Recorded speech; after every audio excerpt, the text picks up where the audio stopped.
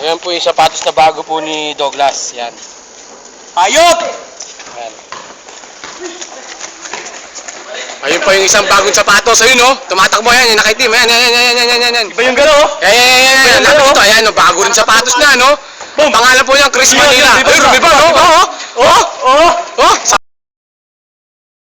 Ang sipag, oh. Parang normal lang, no? Pag tinignan mo, parang normal, eh. Ay, ng takbo, oh. Parang tao lang, oh. Oh, tingnan. Ay, kuya. Wala ko na, boy.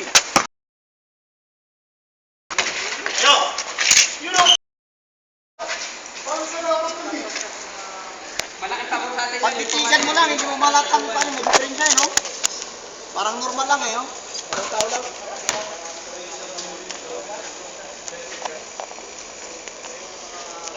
Paros Adidas, oh. Pero mas maganda yung sapatos. Masarap pa lang, maganda pa lang malinis yung armor roll. Pero